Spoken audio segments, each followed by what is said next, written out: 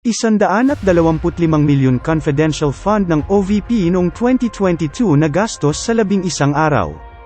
Ibinulgar ni Marikina City Rep Stella Quimbo na ang confidential funds ng Office of the Vice President noong 2022 na nagkakahalaga ng 125 na milyong piso ay nagastos lamang sa loob ng 11 araw at hindi 19 na araw.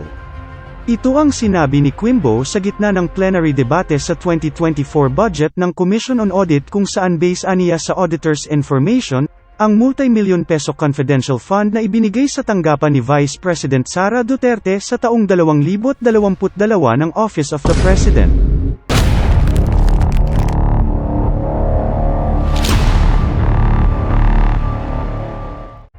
Yes, Madam Speaker.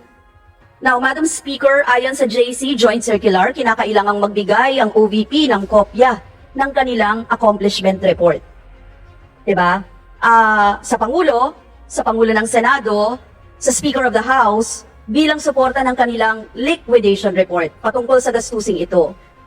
Madam Speaker, nabigyan ba ang tatlong ito ng accomplishment report? Yes, Madam Speaker.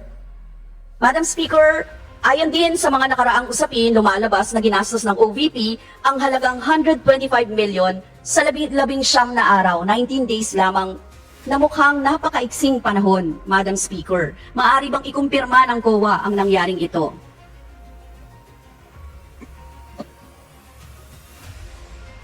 Madam Speaker, mula po sa SAOB, December 13 to December 31 ang nakalagay. So 19 days po yan. Madam Speaker, ang totoo po ay nagulat din po ako nung mabasa ko ang mga balita na tila nagastos po sa loob ng 19 days at tinanong ko po ang COA at tinignan ko po ang mga iba't ibang mga reports. Pero hindi po ito nagastos sa loob ng 19 days, kung hindi 11 days po. Madam Speaker. Now, Madam Speaker, 11 days, ang hirap no, isipin kasi parang kung surveillance yan, ilang reward payment po yan na aabot ng 11 million per day. So, Madam Speaker, medyo 11 days.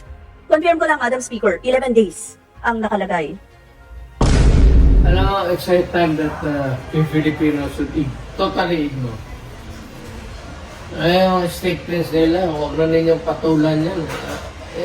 They don't count and they have not contributed to the happiness of the country. Kasi kunting paano na kapwa-tao nila wala. Baka bayan ba o komunista yan? Wala ka niya. Ni minsan yun. Hanggang dyan lang yun. Minority na, parang minority ka na walang kwenta. Pakinggan natin mga Lods, yung isang sinabi ng political analyst pagdating doon sa confidential funds at issue no kay VP Inday Sara na binabato at pinupukol sa kanya. Bakit na-implement ng 19 days? Kasi may PAPC ang Office of the Vice President. Plinano. Alam nyo na pagdating ng Disyembre, pag hindi mo nagamit ang pondo, nagre-revert sa National Treasury. Humingi ka ng pondo sa Presidente, patutulog mo yun sa pansitan? Hindi ba dapat natutuwa tayo na na-implement? Nakita mo, may isa tayong leader na kayang mag-implement kaagad ng programa. Dahil pinag-aralan, sinabit at napondohan. Kailangan intindihin ng taong bayan. Saan ba nagkamali si Vice President? May mandato siya eh. Yun ang hindi ko maintindihan na hindi naiintindihan ng Makabayan Bloc. She's the second highest ranking official after the president. See? Malinaw na malinaw. 'Di ba? Before naman yan pre-post ni VP Inday Sara, yung budget na yan, may paggagamitan na, may plano na. And tama talaga yung sinabi niya na, buti na nga, At least nagamit, di ba? May initiative agad, nagamit agad yung pondo. Hindi katulad ng iba dyan na inabot na ng dekada, ng taon, hindi nga natin alam kung nagastos ba sa tama eh. Pero kay VP Inday Sara, ibang usapan kay VP Inday Sara kasi nagastos ng tama, na-liquidate, di ba? Pinasa sa COA. So technically, walang problema. Di ba? Walang anomalya ang ginawa, no? Si VP Inday Sara. Dapat nga masaya tayo na may Vice President tayong nakakapag-implement agad ng mga gusto niyang gawin sa bansa natin. Ayaw niyo ba nun? Di ba? Saan nanggagaling ang pambabatikos niyo? Saan nanggagaling ang pag-aakusa niyo? Sa totoo lang, pinopost ni VP Inday Sara ang mga gusto niyang gawin, di ba? At kailangan ng pondo. And actually, mas magpasalamat pa nga tayo na, di ba, ganun kagaling at ganun ka-effective ang ating Vice President sa pagpapa-implement, di ba? At pagmamanage ng inisyatibo niya or proyekto niya para sa mga kababayan natin. Yan po ang intindihin nyo, no? Huwag puro putak. Kaya pansinin nyo. Ito pansin ko rin eh. Di ba natahimik si Hontiveros? Di ba natahimik si Risa? Naimasmasa na yun. Di ba? Kasi sa totoo lang, at the end, makikita mo talaga kung sino ang may mas masamang motibo. Kung sino ang gustong pabagsakin talaga si VP Inday Sara. And alam na. Di ba? Obvious na. Kaya yung mga bumabatikos, di ba? Yung mga nagsasabing, magnanakaw, binulsa ang pera. Sure kayo? Paano ninakaw? Paano binulsa? Ninakaw pala, binulsa pala, hindi, file a case. Diba? Patunayan nyo. Hindi yung putak kayo ng putak. Ginagamit nyo lang yan para sirain si VP Inday Sara. Alam na namin gawain nyo.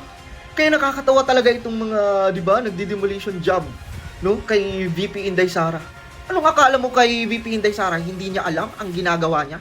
Ano akala mo sa Vice President natin? Hindi niya alam ang mandato niya, ang inisyatibo niya? Nakakabilib nga ang Vice President natin kasi may paninindigan. 'Di ba? Alam niya anong gusto niyang mangyari. Alam niya saan papunta, 'di ba? At talagang makikita mo talaga na yung budget ay napupunta sa tama. Kaya mga Lods, grabe no? Kaya sobrang ingay ng media, ang ingay ng pati yung ibang mga, ewan ko ba no? Parang ang bobo naman ng mga ibang kongresista, even yung si Senator Risa. Diba? Hindi ba nila alam na pag ang pondo hindi magamit, diba, at lumagpas sa Disyembre, diba, ay mababalik yun sa Treasury. That's why nga, no, kumbaga may plano, in-implement agad, kasi at the time, Disyembre po. So of course, sabi pa nga, no, nung political analyst na hindi pwedeng patulugin mo ang pera, nag-request ka ng funds, tapos patutulugin mo. Hindi. And we know, VP Inday Sara, hindi naman yan magre-request ng budget kung walang paggagamitan. Hindi naman yan magre-request ng funds kung walang paggagamitan. Diba? Kaya pansinin nyo, no? Ngayon, sa totoo lang, mga few days from now, marirealize na mga nagbabatikos at mga naghihila pababa kay VP Inday Sara na mali sila. Welcome to the Philippine Government News Channel. Here, we bring you the latest breaking news and current events in Philippine politics. Get exclusive access to speech and video clips of President Ferdinand Bongbong Marcos Jr., as well as updates on Vice President Inday Sara Duterte. We strive to provide transparency and keep you informed about the Senate hearings and House of Representatives proceedings. Stay up to date with the political landscape of the Philippines by subscribing to our channel today. Don't miss out on important discussions and debates. Subscribe now.